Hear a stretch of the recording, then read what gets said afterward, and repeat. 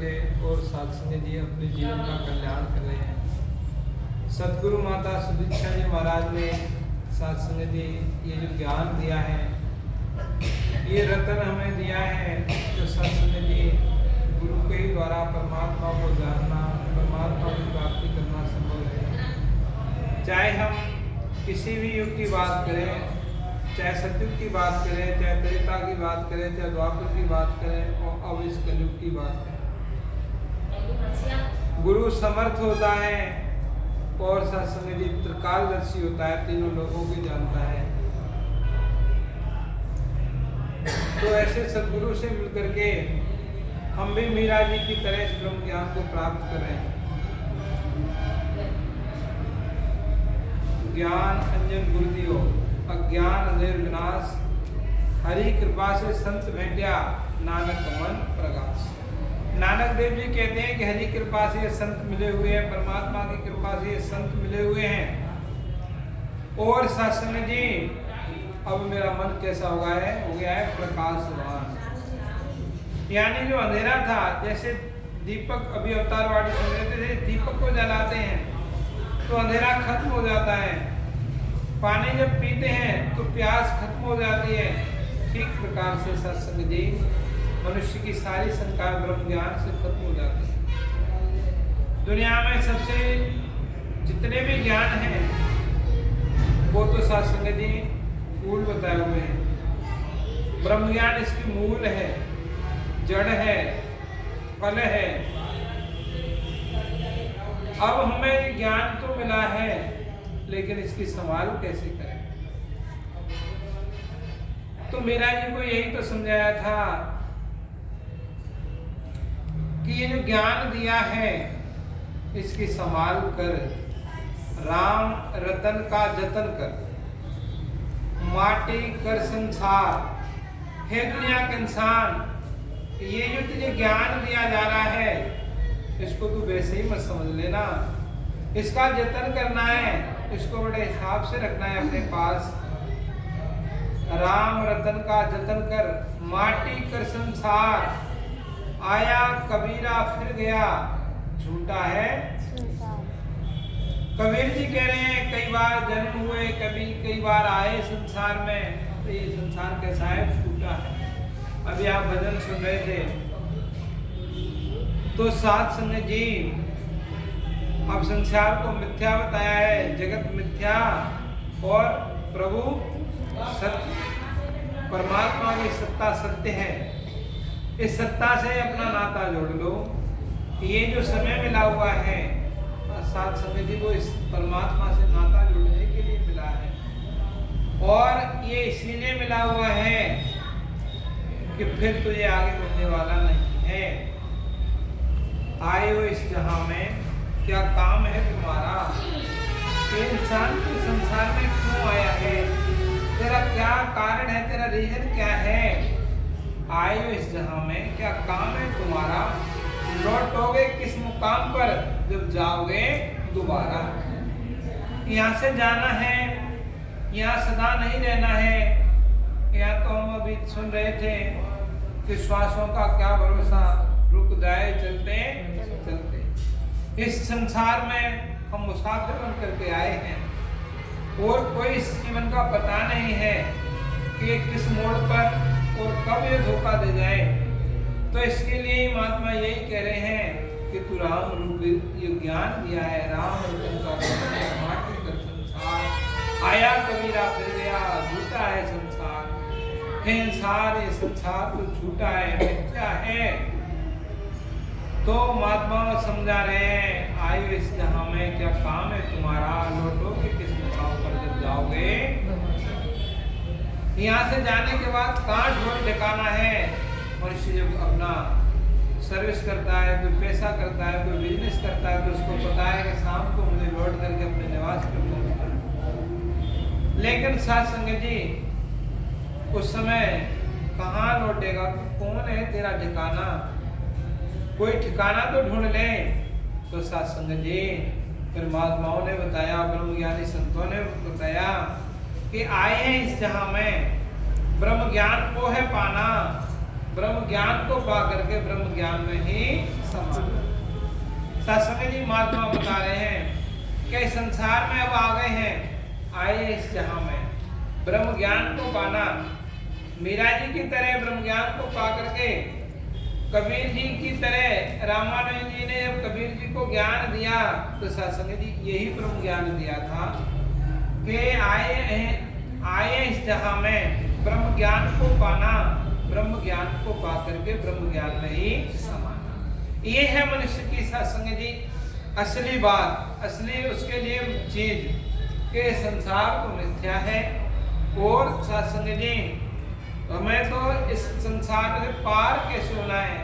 हम सभी गीत गाते हैं, बोलते हैं, मेरी नाव पड़ी मझधार सतगुरु मल्हा बन के यो, मेरी नाव पड़ी मझधार सतगुरु केवटिया। सत्संग जी वो केवट कौन है? सतगुरु है। और जब वो सतगुरु सत्संग जी हमें क्या देगा? तत्वदर्शी संत के पास जब सतगुरु भेजेगा या खुद सतगुरु ज्ञान देगा, वो इस विशाल सत्ता के दर्शन करा देगा। देख अर्जुन, ये धरती से लेकर के और आसमान तक परमात्मा एक है, न इसको हजार काट सकता है भगवान को, न प्रलय के साथ इसकी प्रलय हो सकती है, न पानी से इसको भिगो सकते हैं। ऐसे परमात्मा की जब जानकारी हो जाएगी तो सत्संग जी हमारे जीवन का कल्याण हो जाएगा। और सत्संग जी निरंतर ही हमें जो सतगुरु माता जी ने निरंकारी मिशन के 5 जो प्रण दिए हैं, सत्संग जी उन प्रणों की भी तरफ हम ध्यान दें। पहला प्रण है तन मन धन। तन मन धन सब तेरा किसका है? परमात्मा। हमने किसको दिया? ज्ञान दिया तब किसको दिया? परमात्मा को दिया। परमात्मा ने कहा आज से तन और मन धन को किसका मानोगे? हमने कह दिया सतगुरु का मानेंगे, भगवान का मानेंगे। किसी जाति वर्ण आश्रम पर घमंड नहीं करना, किसी के खाने पीने पर कोई आपत्ति नहीं जताना। और चौथा प्रण गृहस्थ में रह करके वेशधारी साधु संत फकीर नहीं बनना है, गृहस्थ में ही रहना है। पांचवा जो ज्ञान दिया, गुरु ने जो ज्ञान दिया है, किसी अज्ञानी के सामने इस ज्ञान को खोलना नहीं। तो सत्संग जी हमसे पहले ही प्रण में सब कुछ ले गए, तन मन धन सब इसका है। सत्संग जी ऐसे ही एक राजा आए एक संत के पास, वो कहने लगे मैं इस परम सत्ता को जानना चाहता हूँ, इस भगवान को जानना चाहता हूँ, ईश्वर को जानना चाहता हूँ। तो उसने कहा संत ने, राजा हे राजन, आपको मन मुझे देना पड़ेगा, तन मन धन तीनों चीज मुझे देनी पड़ेगी। राजा ने कहा मैं दे देता हूँ आपको, तन में आपके पास आपका है, मन मेरा आपके पास है और धन भी मेरा आपके पास है, आज से मैंने आपका मान लिया। तो सत्संग जी उन्होंने कहा संत ने कि ऐसे नहीं, आपको मैं ज्ञान बताता हूँ, आपको कुछ मैं समझ बताता हूँ।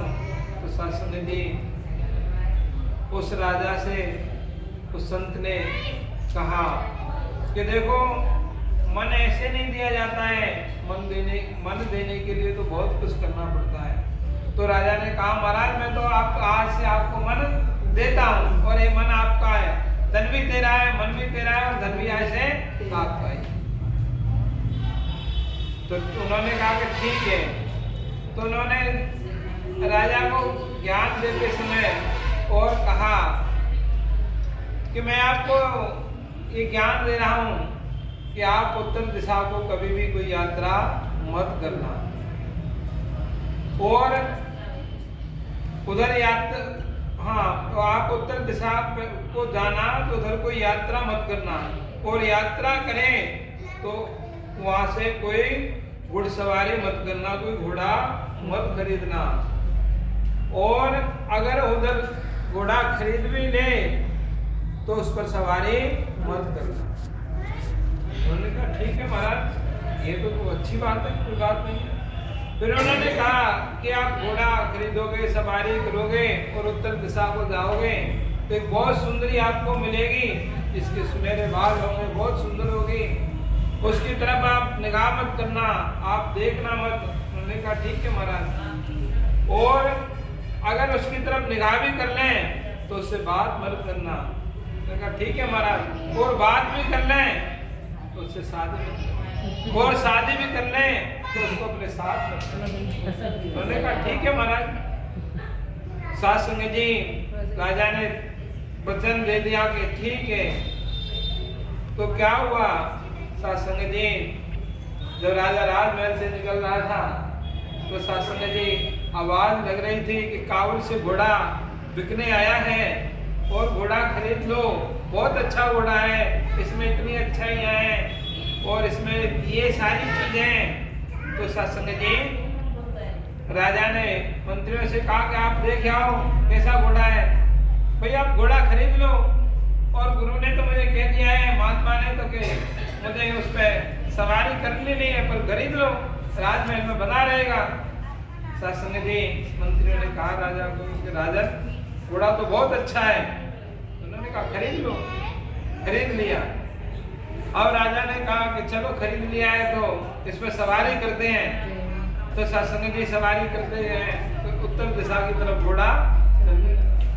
तो उसने कहा कि चलो सवारी करते हैं, तो उस सुंदरी को नहीं देखेंगे, सवारी कर लेते हैं, कोई बात नहीं है, सवारी कर लेते हैं। सासंग जी राजा जब वहाँ पहुंचा तो उन्होंने कहा सुंदरी को देख लेंगे, बात नहीं करेंगे, बात नहीं करेंगे। जब उन्होंने कहा कि चलो देख लेते हैं, अब उन्होंने कहा राजा के मन में बात आई कि बात कर लेते हैं, शादी नहीं करेंगे। तो बात की वो सासंग जी, उन्होंने कहा शादी नहीं करेंगे। उन्होंने कहा चलो शादी भी कर लेते हैं लेकिन घर नहीं ले जाएंगे। अब सासंग जी ये सारी बात हो गई। अब उसके मन में, अब सासंग जी आपको जिसकी शादी होगी तो उसकी वो आए तो घर में आए।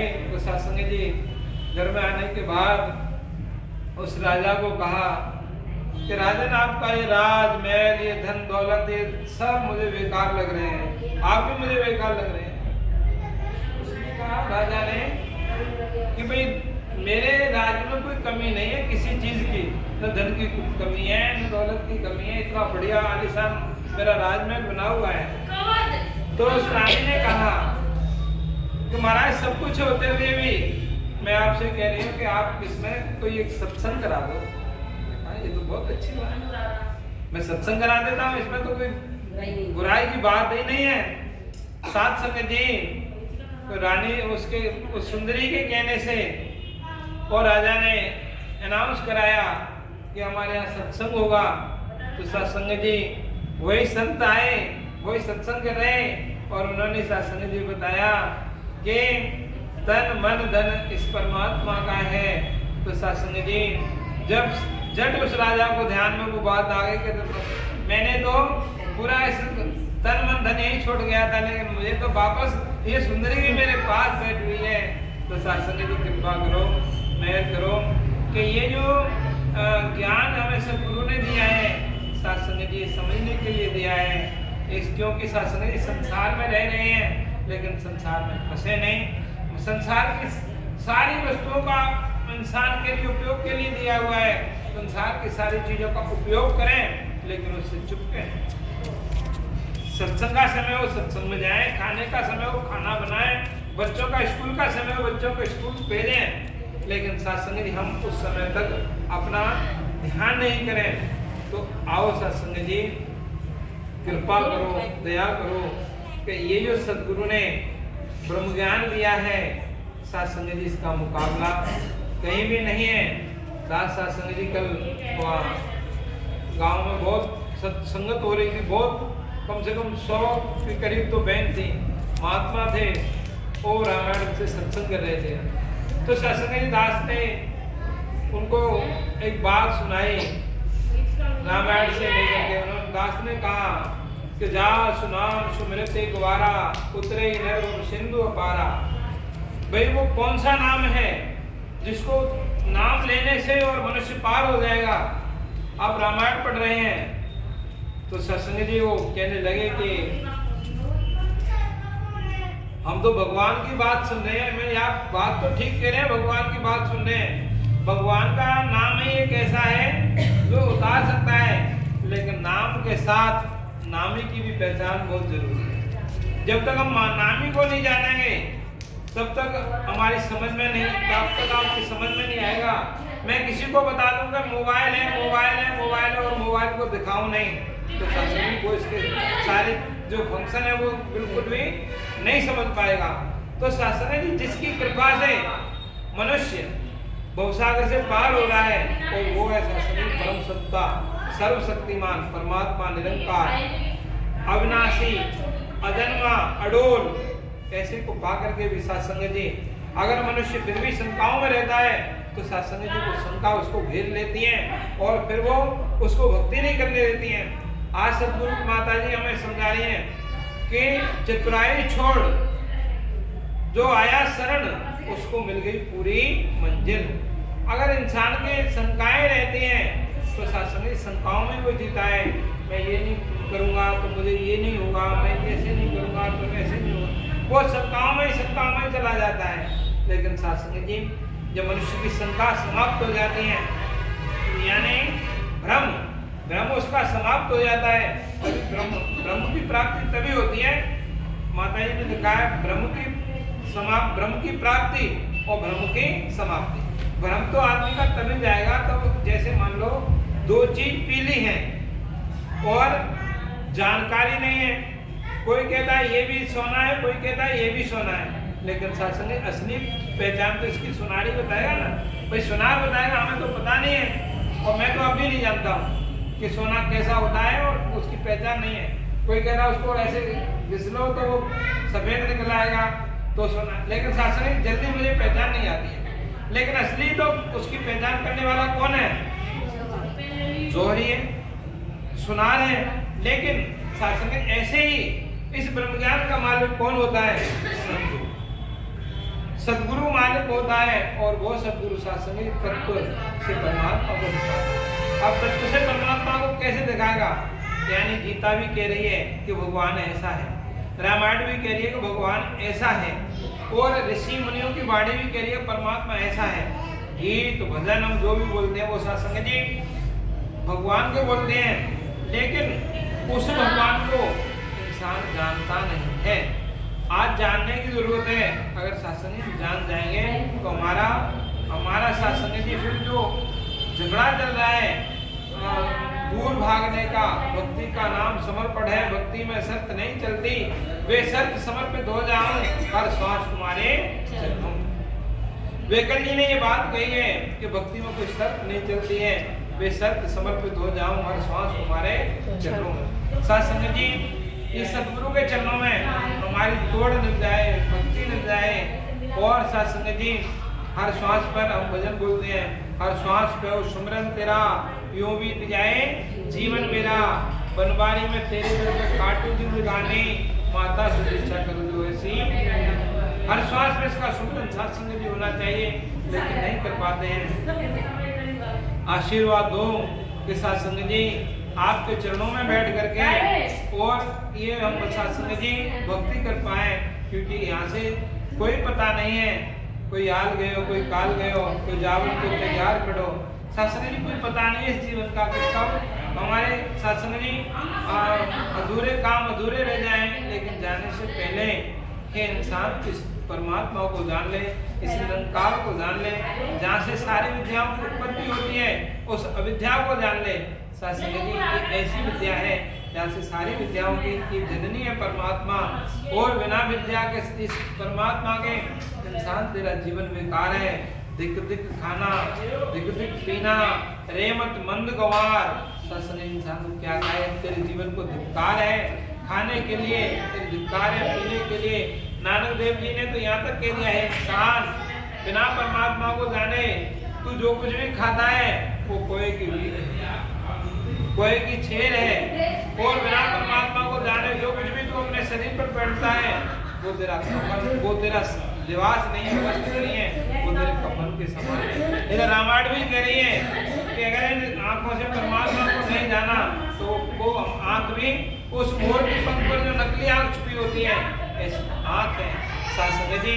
इसलिए हम इसका साक्षात्कार करें, तत्व से परमात्मा को जान लें, जान करके अपने जीवन का कल्याण करें। दास को भी आशीर्वाद दो कि साथ संगत जी बोलने से कहने से कुछ नहीं होता है, सारी चीज मन में बस जाए। आपसे चरणों में यही प्रार्थना है साथ संगत जी, आप हृदय से आशीर्वाद दे दो कि साथ संगत जी आपके चरणों में बैठ करके हर श्वास में इसका सुमिरन हो, तन से मन से धन से साथ संगत जी आप संत महात्माओं की सेवा करते हुए चले जाएं।